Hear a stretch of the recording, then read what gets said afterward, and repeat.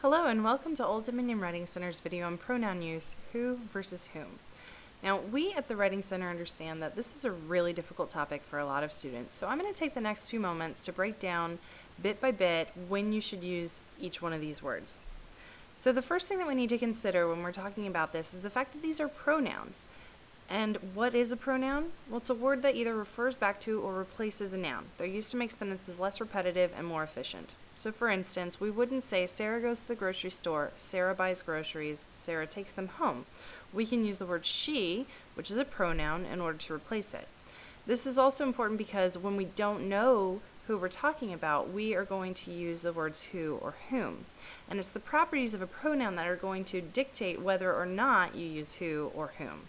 So the only property that really matters in relation to this question of who or whom is the case. What is case? Well, it refers to the different forms that nouns or pronouns take. In other words, it's just what role it plays in the sentence. So if it's the subject, that means it is the subjective case.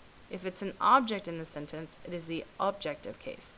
And we're not actually going to worry about the possessive case because that has nothing to do with who or whom. So just worry about subjective or objective. So let's start with subjective. The subjective pronoun acts as a subject or complement of the sentence. I've listed all of the pronouns for you, but notice that who is starred and it falls under both the singular and plural categories.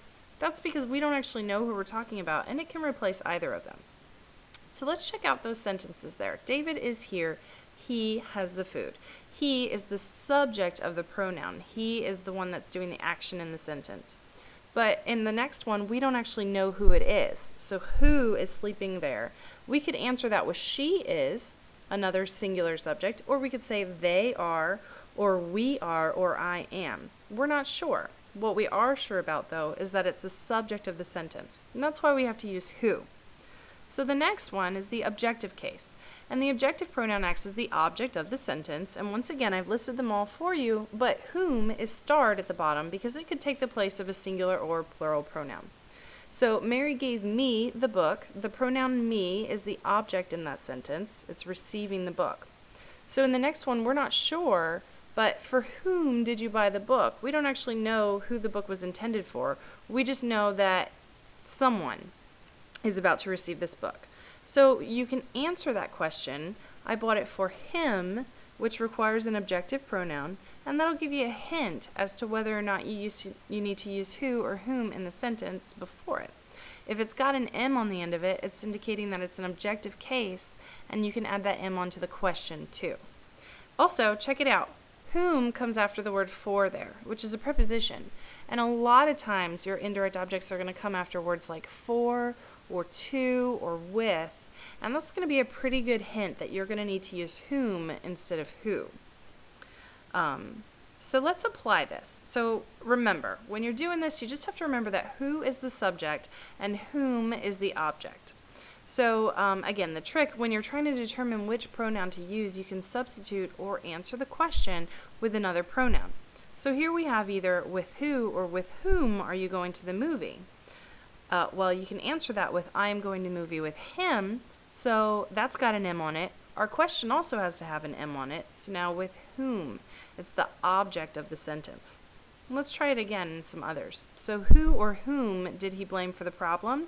Answer it, he blamed him, it's got an M on it, so does our question. Whom did he blame for the problem? Those are both objects. Who or whom bought dinner for everyone? If you answer it, it's he bought dinner for everyone. Now that is the singular subjective case. There's no M on it, so our question can't have it either. Who bought dinner for everyone? Now, this works in cases where you're not asking a question. I don't know who or whom she invited to the party. If you try to replace this and just say she invited him, that's an object. It's got an M on it. So does our sentence. I don't know whom she invited to the party. Thank you for watching, and here's a wonderful little grammar joke to help you apply your new whom knowledge. Knock knock, who's there? To who? It's supposed to be to whom. Check it out. So who is our subject, and then whom is our object.